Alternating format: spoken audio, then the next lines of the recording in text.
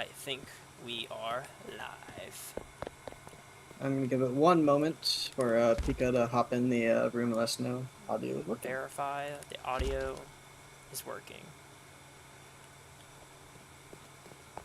Every one of these is going to start that way. I feel like it doesn't matter how many times I do this, I'll always need someone to tell me the audio is working.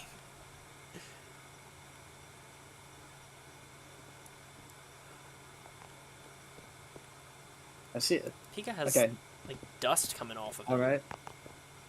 Okay, all's good. Dirty little lad. All right. He's got straight up.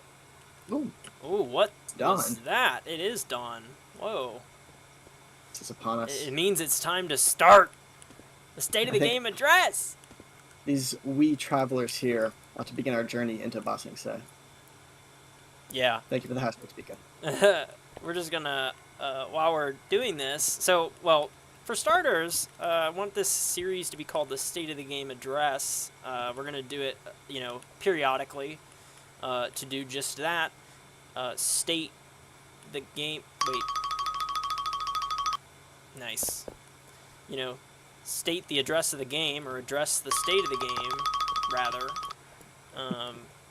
And just kind of, it's like a little update, Q&A, like we'll accept questions ahead of time, or take them in the chat as we're going along, but like primarily just to kind of hit on some points, talk about what's going on in development, so you're not like super in the dark as to what we're doing, and that's like part of what we're going to talk about, primarily, but I know you've got some talking points, Sifu, and we'll try to keep this under like half an hour. We don't want it to drag on forever. I know sometimes we just start yapping and like before you know it, it's an hour and a half live stream, but it's late, so we'll try to keep it brief and just kind of get to the point with everything, so yeah. Yeah, so I think a good place to start, everyone knows that we're on war mode right now, so I'm going to give some updates on that. As you'll notice on the side corner screen, there's the war console right there, which you guys do not have. So general overview of Warzone for those of you who have not been in a test. A developer has to begin the war mode, and they will choose someone who can begin the war. Actually, Corn, if you want to click on the war console, you can probably see who is eligible to start a war right now. Yeah, and this UI is not, like, we know it's not pretty, but that's because it's just for our eyes right now, so we don't really care. Right. But yeah, like, so, yeah, you can talk about it, Sifu. Yeah. Okay. Yeah, so war mode, you'll have the attacking team come from a specific location, so I see it's on Corn's GUI, that Pika could attack Ba Sing Se right now from the Eastern Monastery. We decided that I think it'll cost approximately 500 silver, aka 500 location currency, which you can donate to at any of your current, not treasuries. What are those things called again? I thought they were treasuries, or embassies. Embassies. Yes. Yeah. This dude does not work. Oh no, he does. Never mind. Sorry. Yeah, it's so weird. Yeah, at the embassies. Who Earthbent? No, never mind. At the embassies, you can donate to the war fund, and that will allow whoever owns that location to begin wars from there. And Pika just provided us with the embassy's answer. Thank you, Pika. We are a few seconds behind you, or ahead of you. The latency is like 20 seconds. So yeah. Yeah. But so any currency you donate to your embassy can be spent on war mode and only for war mode.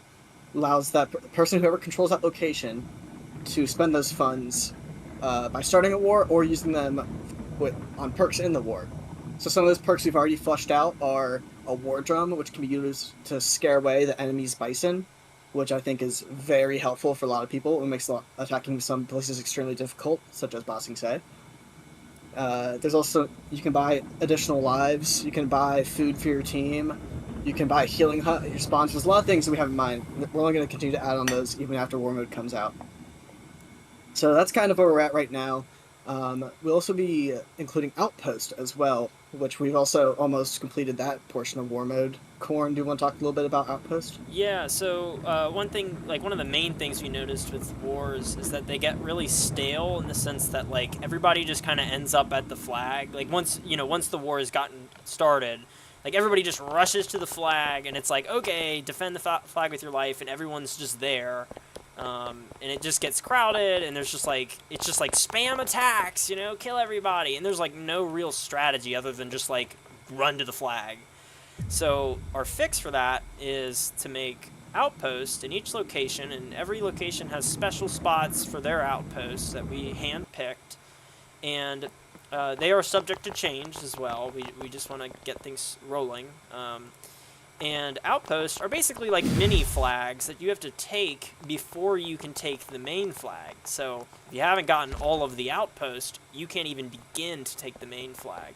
So that'll keep the battle moving and allow for people to kind of strategize, like, okay, you know, like you could split up and you could take both outposts, or, well, there's usually at least 2 outposts, but some places, like bigger places, will have like 4 or 3 or something like that. So you have to strategize, like determine if it would be easier to like get each outpost like one at a time or split up.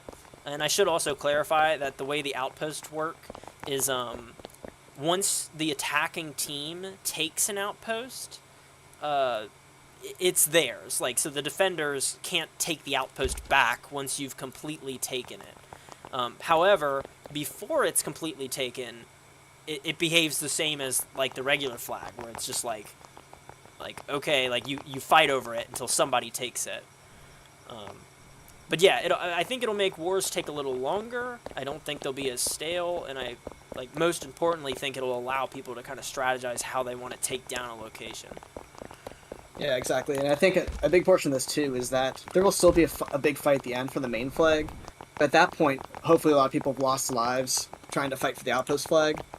So it really slows down the battle. I didn't even think about that. Like kind of have it, like, you'd have to be really careful about how you, like, I want to say waste your life, like, you know, because, like, do you want to really, like, should you hold people back, like, for the main flag battle, or should you just go, like, all out for the outpost and risk losing your lives before it matters? Like, that's well, and there's also the consideration of time. I think different locations are going to have different amount of times it takes to take them. For example, the Southern Water Tribe, I don't think we're going to have an outpost there. So a time to attack there will probably be an hour like it has been. But for places like Bossing State, where you're going to have 3 or 4 outposts, that's going to be 2 hours. And even then, I think it's going to be a bit of a time crunch for people. I'm drowning. Save me! That didn't work! Whoa, what the? That was cool! Okay, anyway, sorry, what were you saying? We have a question in the chat. Are you ready, Corn? Yeah, I'm ready. Armored Cannon asked, is this game out yet? No, it's definitely out. Beta. It's out. We're playing it right now. Get in here. Yeah, I mean, War Mode's not out yet, but it will be. Hopefully, you know, within the next, I don't know, like 2 or 3 weeks, I'd say. The way I see it right now is that we could release it right now. We'd just be limited on the war perks. We still have to add the ability, for going on to the embassy currencies.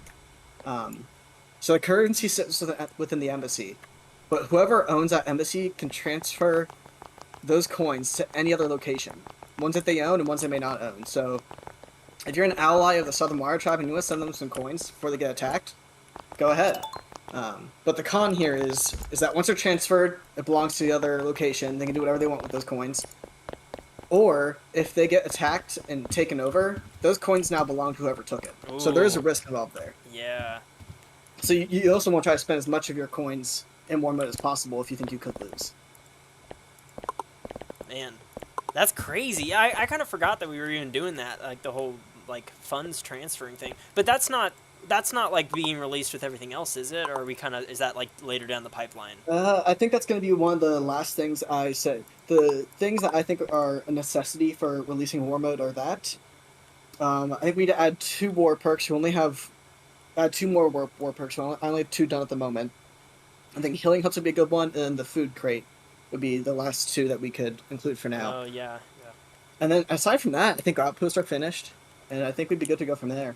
Yeah. I'd love to add a map in the embassy of who owns what, but I think that can be pushed down the line a little bit. Oh, yeah. We need to get Master Storm on that. Or I could do it. I've actually been kind of excited to do it. I just know I should probably be working on other things. Oh, look at this. So, do you want to... I have some questions in chat, but they're kind of high level. Do you want to go there, or do you want to go to more specific stuff now?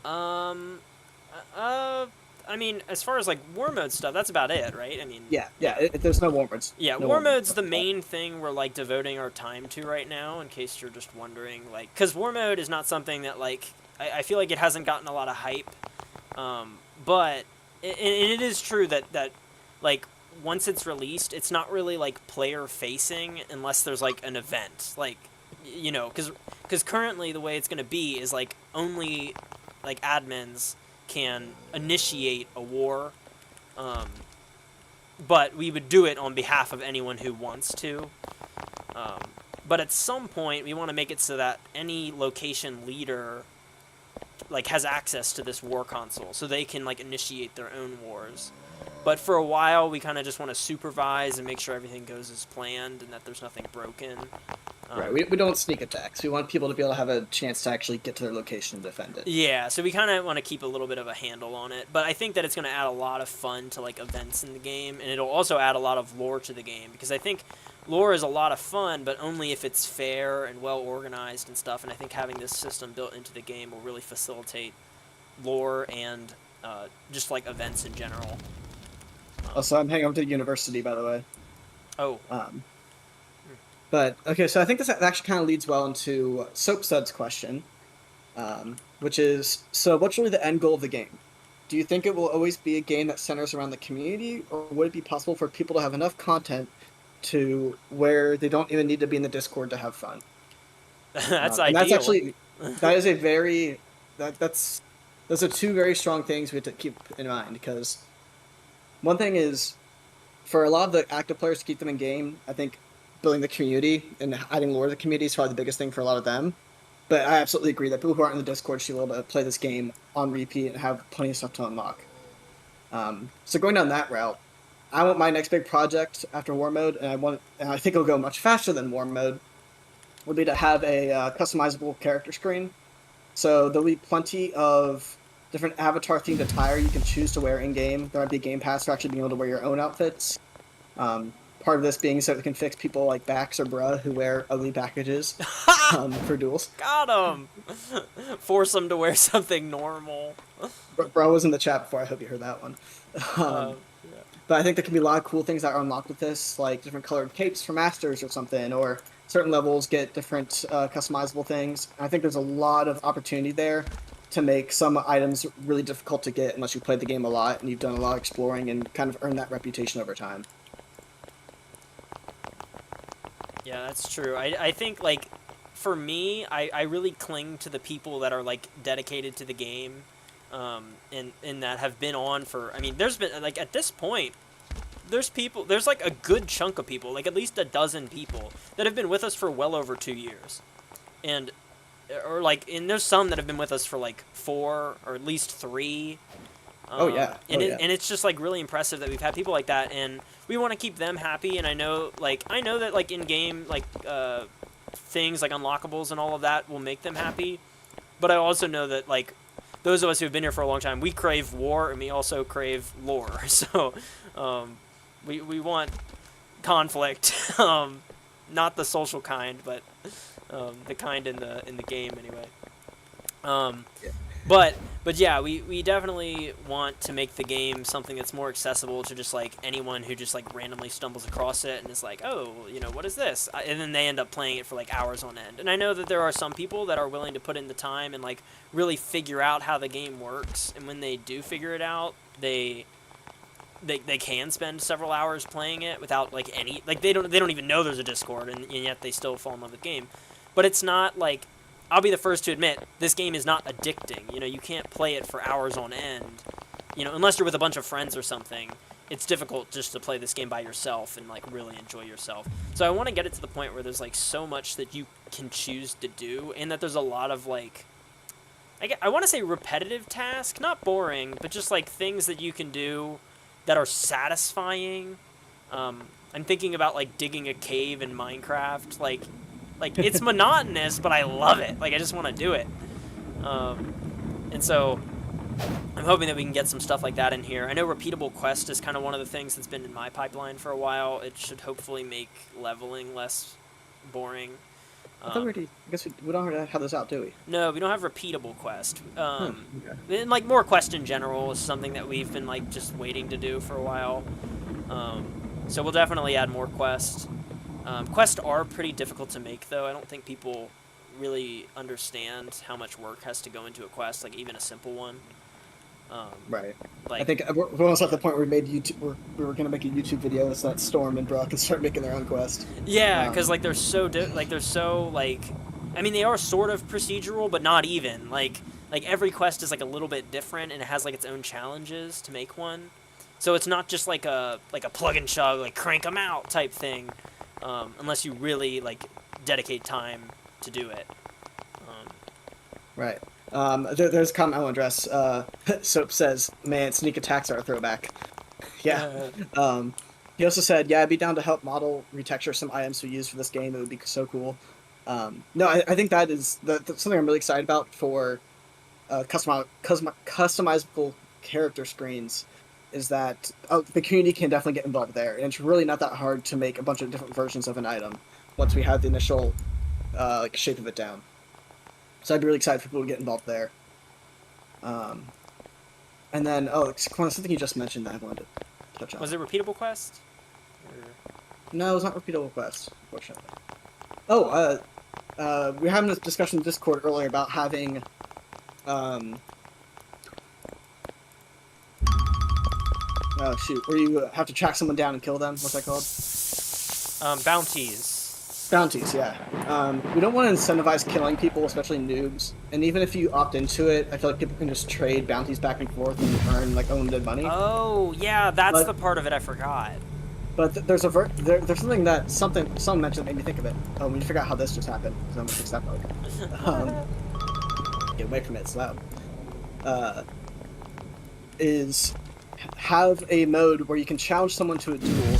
You both wager amount of coins, and then whoever wins the duel gets those coins. Oh. There's definitely a lot that could go wrong there, but I think that's the most like balanced way to do it. Yeah, I kind of like that. I think that's like an even balance because like a lot of things I would love to implement all sorts of like bounty type stuff, but there's always people that abuse that kind of system and they kind of ruin it for the rest of us who just want to use it and have fun with it. But at the end of the day, you're gonna have these players that are min-maxers who just want to straight up like, be the best and just dominate or have more money than everyone else. And like we have these leaderboards and stuff, and some people are just like randomly overly competitive and actually care about that sort of thing. And they are going to be the ones that abuse features like bounties, and they'll get a bunch of alts in game, and just kind of abuse that system to kind of just give themselves a bunch of money. That's why any suggestion that involves like trading money with other people is always super like red flag for me. But Right. what Sifu was just saying, like where it's like, okay, you have two players and they agree to duel each other, and they set like a wager on that duel, and only one of them gets it. I feel like that's sort of fair because that means that the other person, like both people, have to obtain that money first, and then they have to duel each other, and it's like it's just a lot. So like if you really wanted to abuse that, like at that point, is it even worth it? So I think it would add a lot of fun to duels. It's also separate comments. I'm excited for this. He said randomly generated Spirit World expeditions would go so hard. Yes. We've been talking about the Spirit World a lot, and we're gonna get weird with it. Yeah, Spirit I'm excited World. for it. I want to make that so bad. We wanted to make that for years. We just never really got around to it. Pika says start a war show then. Pika, I think if I start war mode right now, it would bug out because there's a lot of stuff I've not added to Boston set. It's gonna by those. Hideout. Armored Can says, "Are gold pieces dev only coins?" Right no. now they are, sort of. Or, yes. Right now they are. Where'd everyone else go? We're down here on the wall. There is one item that we have that would require a gold coin, but I don't even know if we ever want to sell it, which is the golden bison whistle. I don't know. I don't know if we actually have decided what a gold coin to use for. I think at one point we suggested like you'd actually be able to buy moves with it. I think, at least like my thought was that the method of obtaining gold coins would not be the same as silver and copper. That's for sure. Yeah, I was thinking that the only way to obtain gold coins would be through quest. So it would like force people to do quest in order to get them, and you can't just like run around grinding them. Right. I think the biggest thing is we just have to have things for people to buy. Just Yeah, a lot yeah, of things. yeah. We have like nothing in the hopper as far as like things that we want to release that are like gear. We don't have anything like that right now, but we want stuff like that. We know people want stuff like that. So yeah, that's the plan for gold pieces. Like they're not like something we're not gonna gatekeep them forever. Like I'm hoping pretty soon we can release gold pieces. Yeah. They've not been in the game for 5 years now. So. Yeah, they've existed since we like released the original beta, and we've never had them be used for anything. So I want to talk about some places that are on the horizon for us to create. I got a ping. Let's see if that's relevant.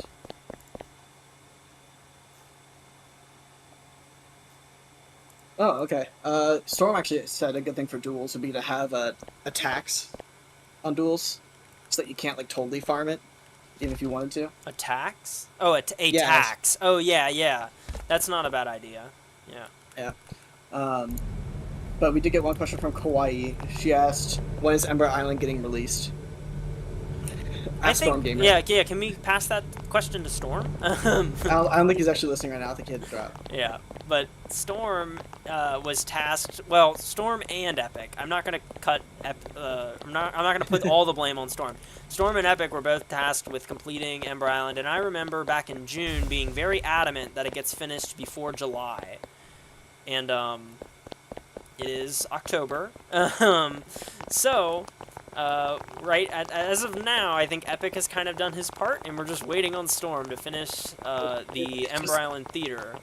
So. A lot of you have seen Ember Island for a war mode test in Code Island. It is very close to being done. Yeah, it's pretty much there. We just need like the theater, which is kind of obviously like the focal point of the island. So as soon as that's done, that is the next location in the hopper. I don't know. Yeah. We're probably not going to call it Ember Island. If you know, name suggestions, Ruby Island could be cool. Charcoal Island.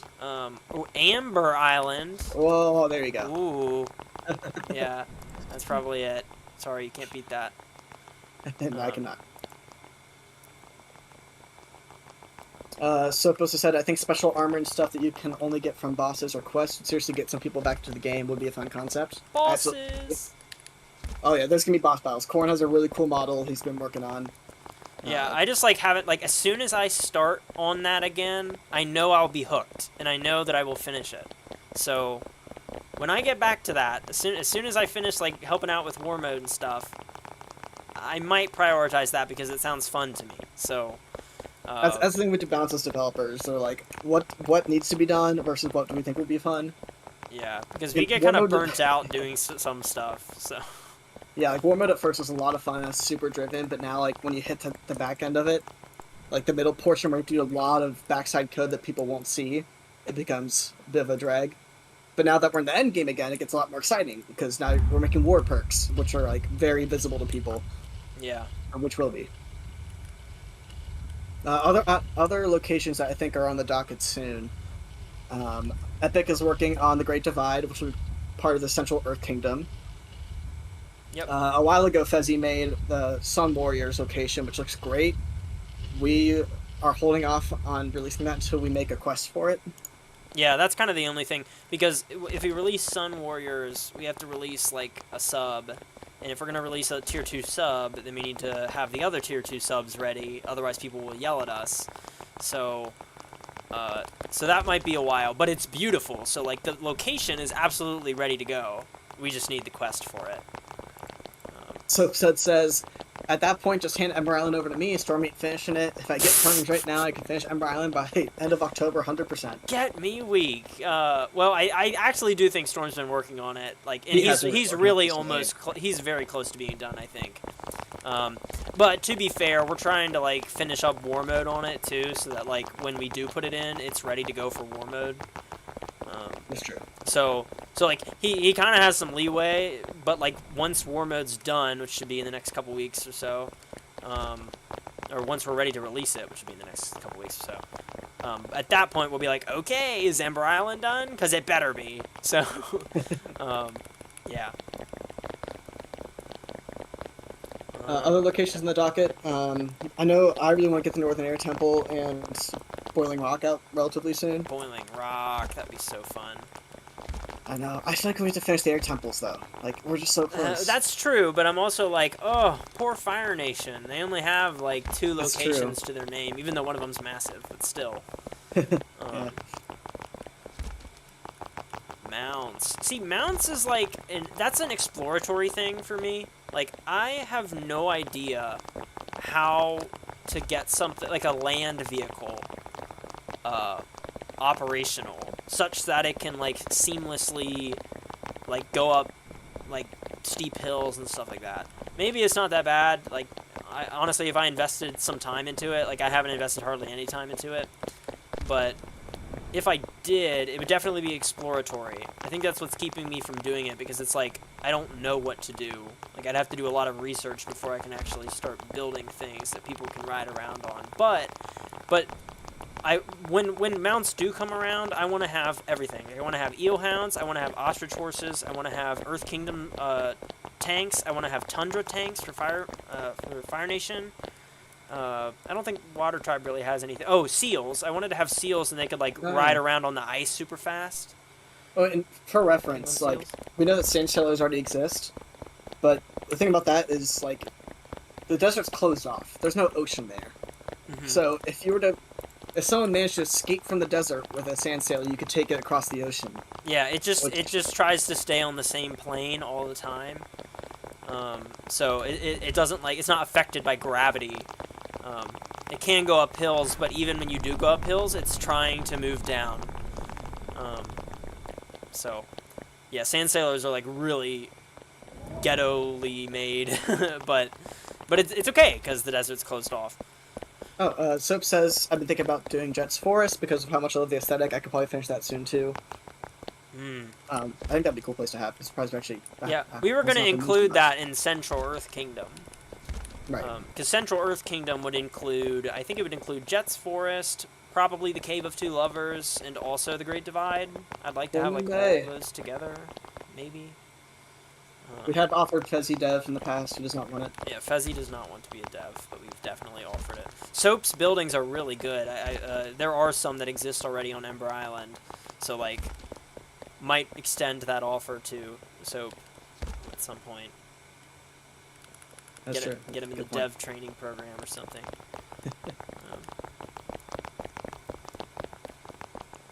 Is there any other major points? I don't know. I think you also want to mention that, like, the reason development takes so long is that we both work full time and have relationships, and friends and family and stuff. So it's tough when you're working 9 to 5 every day, because after work you just want to go home, maybe get some exercise in. Yeah, well, like, time just gets sucked away, because it's like on a regular day, on a regular weekday, it's like, so I have to wake up at like 6:30, and then I get to work, and I usually get there by 8. I work till 5, and then it takes me like at least half an hour just to drive home. So then it's 5:45 or something like that. Then I have to eat dinner. So now we're at like 6:30. And then I have to get my hedgehog. I have a pet hedgehog, if you didn't know that. Every night I have to get him out for half an hour to socialize him. So that's another half hour of my time. So now it's like 7. And keep in mind, like, I should really go to bed by like 11 every night. So I've got 4 hours left, and, like, you know, I have to devote some of that time to my relationships, whether it be with my girlfriend or with my family or anything else, you know, any other sort of leisure activity. So, like, usually on a weeknight, you know, if I don't completely relax and take the evening for myself, I've got like maybe 2 hours to dev, which isn't a lot of time depending on what sort of thing you're doing. Like even a very basic quest probably takes 2 hours. Like an extremely basic, like copy paste quest would take almost that long to like fully flesh out and test. So I just really, you know, I really appreciate the people who understand that this is not all we do, and that like we have lives, and some people are like very demanding, and like I understand, like if you're like a fan of the game and like it hasn't updated in a while, it's like what the heck, and like you wanna blame somebody, but we appreciate the passion. Yeah, we love the passion, but it's like you really can't blame people. Like, just understand that if I had all the time, you know, like if I was back, like when I was in school and like on summer break or something, I'd be cranking out stuff. I would be cooking. But it's like, unfortunately, it's like as you gain experience, you also gain a bunch of responsibilities, and you don't have as much time to do things that you are like really passionate about. Because I am very passionate about working on this game. Like, if I had all the time in the world, this would be a large chunk of my time would be taken up working on this game, because I really, really enjoy it. But truth is, I'm just tired. Like Sifu said earlier, like when we get off work, it's like, it's not the same as like just coming home from school. Like you're not really drained, but when you're working all day, it's like, it's just like, like even Last just thing you want mentally. to do is sit at a computer for Right. Well, especially because both of us have like desk jobs, so we're on the computer all day long, and it's like, you kind of want to just like rest your eyes, you know, like. Right. So that's like the big If you guys, if you ever see me chilling in the game between the hours of 9 to 5 Eastern Standard Time, and I'm AFK, that is because I want to hang out in the game because I'd rather be deving, but I'm also working at the same time, which is why I do not respond to half the things people say to me. Yeah. It is like really sad though, because like I am like super passionate about it, and I remember like, I mean, and people who've been in this community a long time know that we were deving all the time. In college. It was always, could always expect an update like midsummer and around Christmas. Yeah, is like clockwork. Yeah, which I think we slowed down recently, but I think that's also because I'm just learning to live with a 9 to 5. But I think we're kind of due for a big winter update aside from war mode. I find myself having a lot more time in winter because I'm not doing like outside sports and stuff. So, and you want to stay inside anyway. Yeah, that's true. And like I get a little busier in the spring because I'm always in like play, and then what else happens during like summer? I don't know. Like during summer, I like to just get outside a little bit, sort of like what Sifu said. But yeah, in the winter, it's like, you're inside more. It's dark out. You can't really do much out there, so it gives us more of a excuse to dev. So I would definitely expect like a pretty large winter update. Honestly, war mode will be released before, like probably like, this month or something like that. For reference, my goal like a couple weeks ago was like, I can do this by the end of the month. Life happens. End of October. If we don't have it out by the end of October, something bad happened. You can yell at us if you don't have it out by the end of October. Yeah. That's my promise to you. Yes, you're more than welcome to get angry if it's not out by then.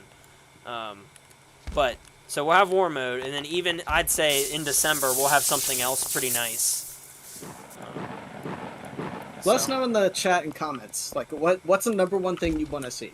Would you like to see the next tier of sub endings? Would you like to see another location release? Would you like to see customizable player screens?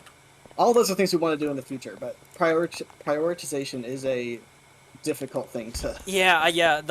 And I'll make that our last point because it is getting late. But yeah, like we get a bunch of suggestions, and I promise we read all of them. Like we take all of them into account.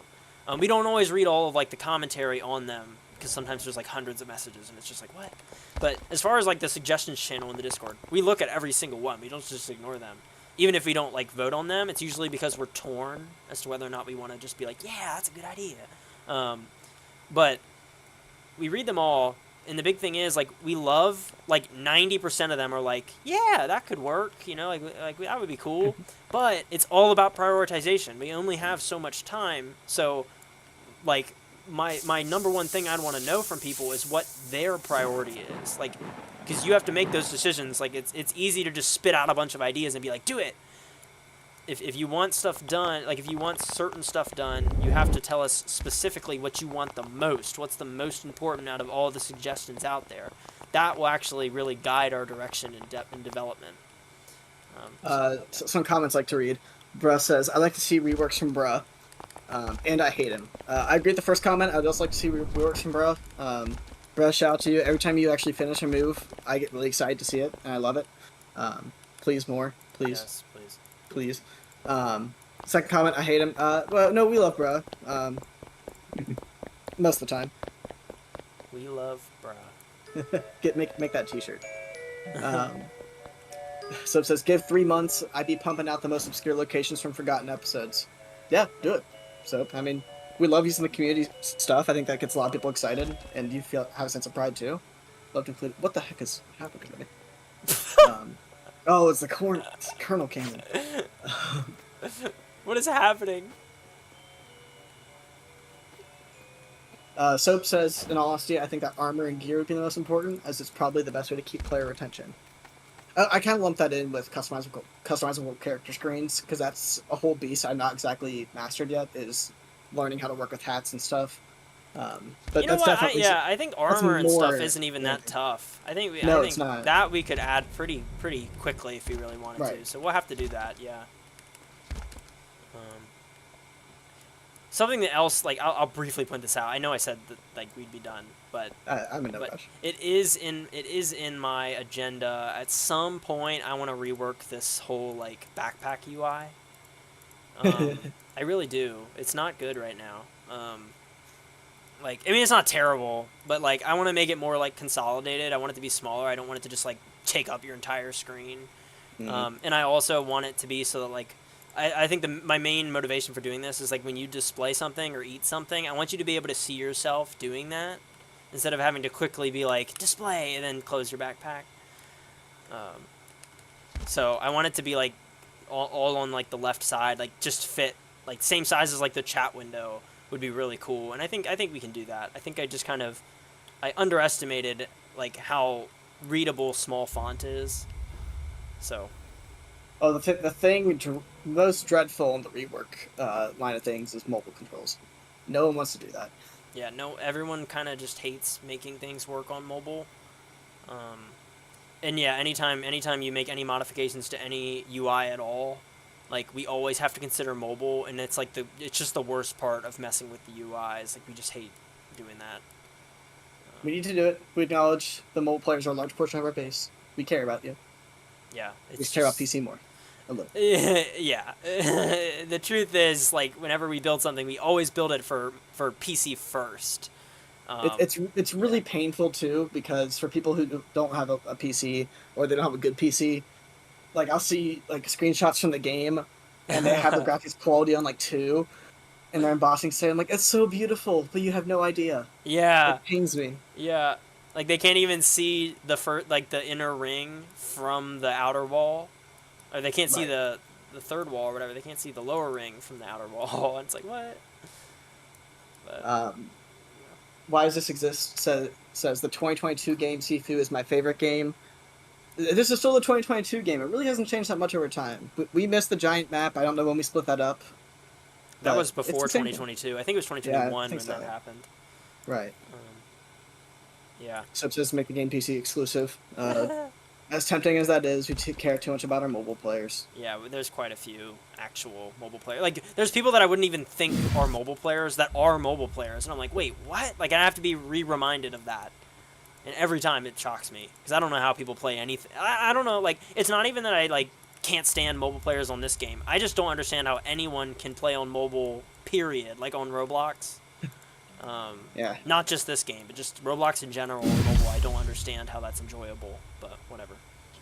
I think, actually, I know we said this 5 times now, but I think one of the last things I want to talk about, too, is going back to, like, how we balance community versus, like, long-term playability. Mm-hmm. I think when Corn and I set out to make this game, we were talking about like, how cool it would be to like, be able to wage wars as other nations, and have, like, a full-fledged nations with different ranks and different citizens. And a side note, part of the character customization screen would include like family names, so you can like belong to a guild or a clan, which would just be a fun little lore thing to add to the game as well. But part of that too is we love like the master system, It has its flaws and can always be improved. I absolutely agree with a lot of people's issues there.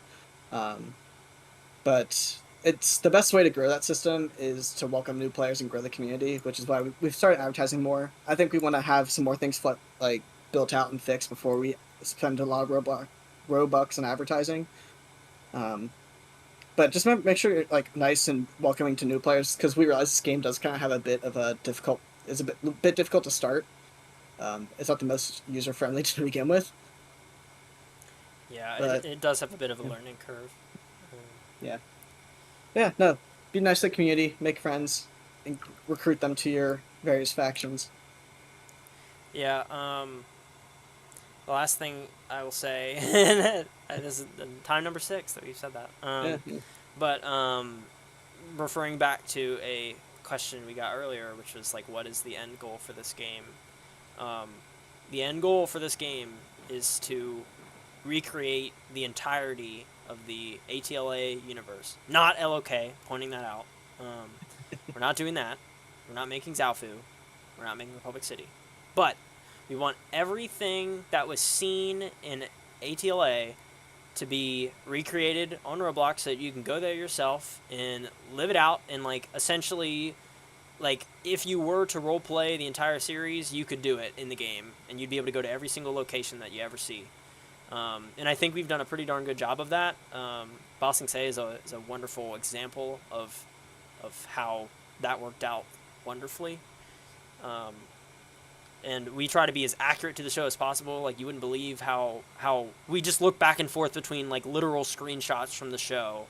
Sometimes By screenshots, we mean where they show a location overview for 2 seconds. Yes. And we use that Yeah. as inspiration for the next month. Yep. Because you'd be surprised how many places you only see for like a split second, like as far as like an overview of like what the landscape looks like, and we design it exactly like that. There's like, we take very little creative liberties aside from the things that are like repetitive and like you would have no idea specifically what goes there. Reference to Northern, Yeah. we've discovered that the Northern Water Tribe is inconsistent in various pictures. Yes, like several locations are inconsistent and like throughout different episodes, and even in the same episode, like it'll have 2 different shots of the same landscape, but they're completely different, and so we kind of have to like find a good mix between the two, like something that makes sense. So we're constantly referencing the show. So our ultimate goal is to recreate the entire world and to make it feel as alive as possible. We want you to be able to get all the bending moves. We want you to be able to do anything you see in the show. We want that to be a move that you can unlock and do yourself. We want, like, ideally we have we have like special NPCs that represent every single character in the show, but obviously with copyright stuff we have to be really careful about that now. So we'll have like different names and stuff like that, but you'll know who they're supposed to be. That's always the goal. So like always been the goal from the get-go, was just to make this entire universe on Roblox, and I really think we've come a long way. People don't give the game enough credit for that, because at least as far as like the building goes, I'd say we've covered 75% of like the locations people think about when they think of Avatar, if not more than that. Like, there's only a few key locations missing, and they're like in the hopper. So, yeah. Yep. I had a good comment and I lost it. Maybe that's a Oh. sign. Yeah. Oh, I remember what I was gonna say. I was gonna wrap up and say thank you all for listening, watching live. For those of you who had to go to bed early for school tomorrow or in a different time zone, in the comments, please leave your number one thing you want to see after War Mode is released. Yeah. All right. This has been State of the Game Address, Episode 1. Episode 1. See you Stay- guys. Stay flaming.